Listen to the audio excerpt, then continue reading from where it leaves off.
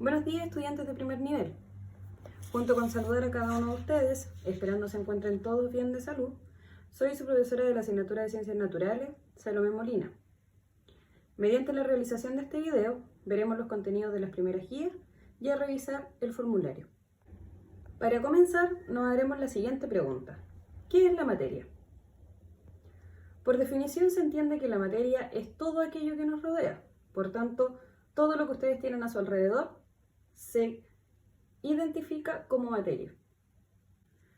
Es importante señalar que la materia presenta dos tipos de propiedades. Las propiedades que son generales y las propiedades que son características.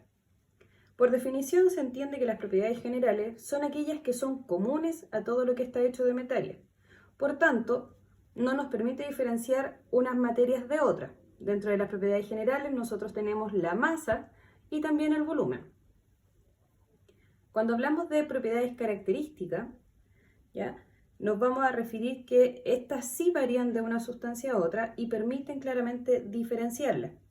Por ejemplo, si yo hablo de 1 kilo de manzanas rojas y 1 kilo de manzanas verdes, por propiedades generales yo no podría identificarlas, ¿ya? Porque estoy hablando que ambas tienen 1 kilo. Mientras que si yo hablo de las propiedades características, sí podría diferenciar estas dos sustancias porque una es de color rojo y la otra es de color verde. En la naturaleza se producen continuamente cambios o transformaciones. Vamos a clasificar estos cambios en dos tipos. Los cambios que son físicos y los cambios que son químicos, ¿ya? Cuando hablamos de cambios físicos, vamos a decir que en estos cambios no se producen modificaciones en la naturaleza de la sustancia o claramente en las sustancias que intervienen.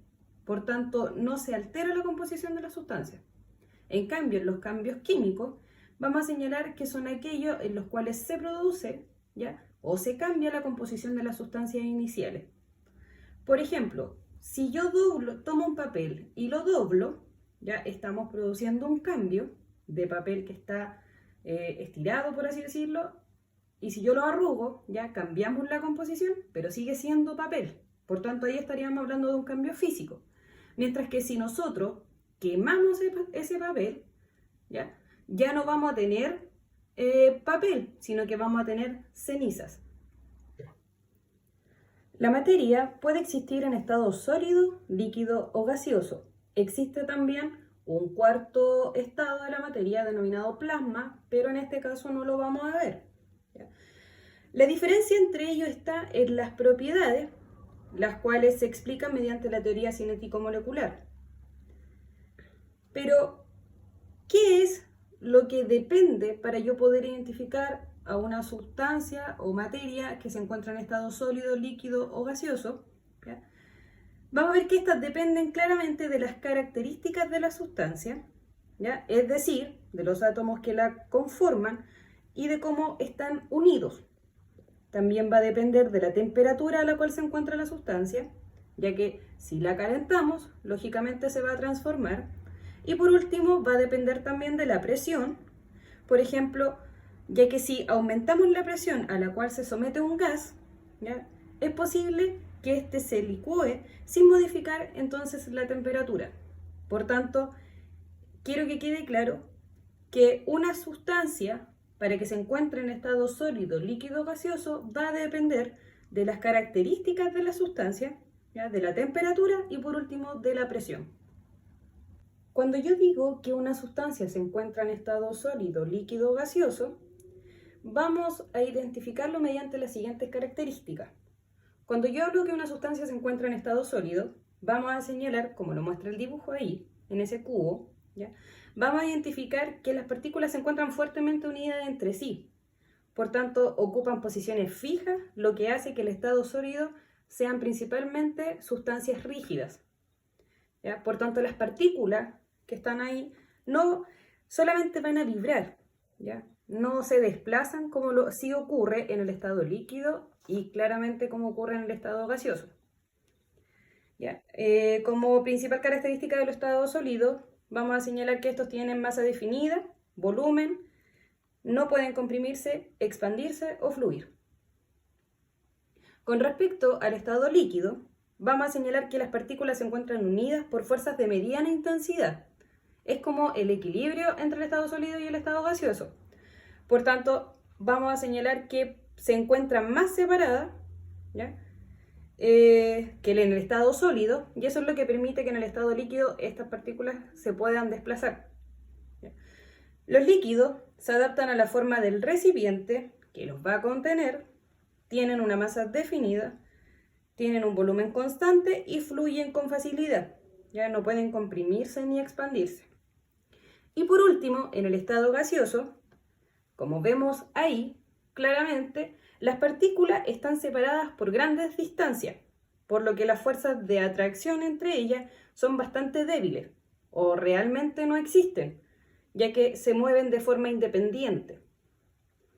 Por tanto, los gases claramente se van a adaptar a la forma del recipiente que los va a contener, tienen una masa definida, pero claramente muy pequeña debido al gran volumen, no tienen un volumen fijo, se van a comprimir, se expanden y van a fluir. En la naturaleza podemos observar cambios de la materia de manera frecuente, como el tan conocido caso del agua, que claramente, como vemos en la representación ahí, la encontramos en estado sólido, en estado líquido y también en estado gaseoso. Los cuerpos cambian de un estado a otro debido al efecto que produce sobre él la temperatura y la presión, ya sea aumentando o disminuyendo dichos factores. Acá claramente, según este diagrama, tenemos el estado sólido, ¿cierto?, representado por los cubos de hielo, tenemos el estado líquido y por último tenemos el estado gaseoso representado por las nubes. Cuando hablamos del cambio de estado denominado fusión, vamos a señalar que es cuando pasa del estado sólido al estado líquido. Y un ejemplo de la fusión, vamos a decir que es cuando se funden metales, cuando se derrite el hielo. Cuando pasamos del cambio de estado de líquido a gaseoso, ese proceso se llama vaporización. Y un ejemplo común de esto es cuando nosotros colocamos el hervidor, ¿ya? Cierta cantidad de agua se vaporiza, ¿ya?, o ebulle, y por tanto lo mismo ocurre cuando ustedes hacen tallarines, ¿cierto? El agua primero, cierta cantidad, ¿cierto?, se vaporiza y se acumula arriba en la tapa, etc. ¿Ya? Cuando pasamos nosotros del estado gaseoso al estado sólido, vamos a señalar que ese proceso se llama condensación, y un ejemplo típico de esto es cuando tenemos la niebla sobre el parabrisas en la época de invierno, ¿ya? Cuando nosotros hablamos del estado líquido al estado sólido, ese proceso se llama solidificación, y un ejemplo típico es cuando ustedes hacen hielo, ¿ya? Cuando colocan el agua, ¿cierto?, en la cubeta y la colocan en el refrigerador, ustedes hacen el proceso o el cambio de estado denominado solidificación, ¿ya? Cuando nosotros pasamos del estado sólido al estado gaseoso, vamos a hablar que estamos pasando de un cambio de estado denominado sublimación, donde aquí tenemos el ejemplo clásico, el conocido hielo seco, ¿ya? Y por último, hablamos de la sublimación regresiva, que es cuando pasa del estado gaseoso al estado sólido, ¿ya? Y acá tenemos cuando se forma la nieve, estamos hablando de lo que es la sublimación regresiva. Desde el punto de vista macroscópico, la materia se puede encontrar de dos maneras. Vamos a hablar de sustancias puras y vamos a hablar de mezcla. Cuando hacemos referencia a las sustancias puras, nos vamos a referir que son aquellas que están formadas por un solo tipo de materia, que contiene una única composición constante y que no se puede separar en otra sustancia mediante métodos sencillos. Acá nosotros principalmente vamos a hablar de lo que son los elementos y los compuestos. Como definición de elementos, vamos a decir que son aquellos que están formados por átomos iguales. Y ejemplos de esto son todos los elementos que encontramos en la tabla periódica, los 118 elementos, ya sea el cloro, el oxígeno, el oro, la plata, carbono, nitrógeno, fósforo, etc. ¿Ya? Cuando nosotros hacemos referencia a un compuesto, estamos diciendo que es cuando se unen, ¿ya?, dos átomos diferentes y forman este compuesto, y que claramente también se puede separar en sustancias más simples, ¿ya? Un ejemplo de compuesto es lo que nosotros tenemos en la casa como sal común, que está formada por un elemento de sodio y uno de cloro, ya que la fórmula química de este compuesto es cloruro de sodio. También tenemos el agua, que está formada por hidrógeno y oxígeno, y así una infinidad de compuestos. ¿Ya? Dentro de lo que son las mezclas, nosotros vamos a decir que las mezclas son una combinación de dos o más sustancias puras, ¿ya? Principalmente de compuestos, ¿ya? Que no reaccionan entre sí, es decir, cada sustancia va a conservar sus propiedades características. En este caso, estas pueden ser separadas por métodos físicos, ¿ya? Y no representan, y claramente no se van a representar solamente por símbolos ni fórmulas, ya que ejemplos de esto tenemos la bebida, la sangre, el aire, etc. Acá nosotros las mezclas vamos a hablar de dos tipos. Vamos a hablar de las mezclas que son homogéneas y de las mezclas que son denominadas heterogéneas. Quiero hacer hincapié aquí en la terminación homo y hetero. Ya cuando nosotros hablamos del término homo, estamos señalando que es igual, mientras que en el hetero estamos diciendo que es distinto. Por tanto, cuando yo hablo de una mezcla homogénea, estoy diciendo que estos tienen una composición uniforme, o sea que tienen una igual. Mientras que en la heterogénea estamos diciendo que tienen una composición diferente o no uniforme y que por ende se ven, en este caso, las sustancias que componen esta mezcla. En la homogénea, ya principalmente vamos a hablar de cuando ustedes se preparan un jugo en la casa. Tenemos agua, ¿cierto? Tenemos el jugo seco, que lo disolvemos, ¿cierto? Y tenemos una solución de un color determinado de acuerdo al sabor del jugo que ustedes compraron. ¿Ya? Ahí estamos viendo solamente un color, por tanto es una mezcla, ya de tipo homogéneo. Mientras que en las mezclas que son heterogéneas tenemos agua con aceite, tenemos las cazuelas, ya donde nosotros podemos identificar a simple vista los componentes que en este caso componen esta mezcla. También en este caso tenemos una pizza, también sería una mezcla de tipo heterogénea, porque podemos ver la composición de lo que compone la pizza, y así tenemos un millón de ejemplos.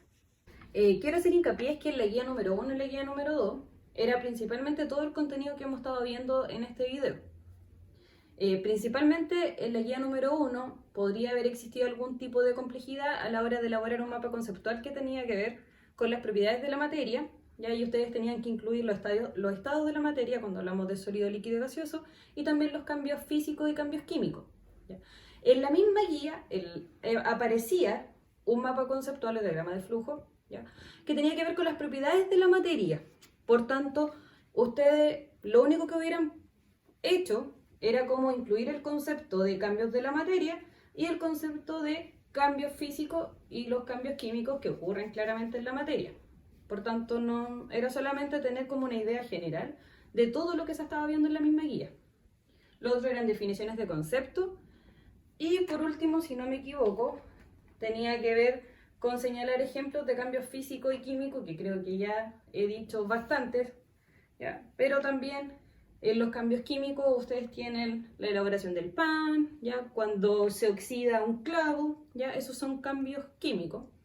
Y un cambio físico, por mencionarle otro más, ¿ya? Es cuando se derrite la nieve, ¿ya? Etc. En la guía número 2 era importante que ustedes tengan claro que tenían que definir conceptos. Los conceptos son los mismos que estaban trabajando en la guía. En la pregunta 2 creo que era realizar un diagrama relacionado con los cambios de estado, por tanto era hacer el mismo dibujo que yo les puse en la misma guía. Y por último, en la pregunta 3 tenían que señalar las diferencias entre una mezcla de tipo homogénea y mezcla heterogénea, que creo que ya ha quedado más que explicado.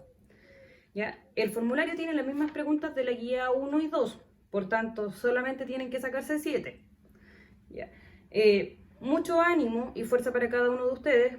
Recuerden claramente lavarse las manos siempre, ¿ya? Olvídense de ir al colegio, no se expongan, ¿ya? Y por último, cuídense ustedes, ¿ya? Eso es lo más importante. Un abrazo a todos, adiós.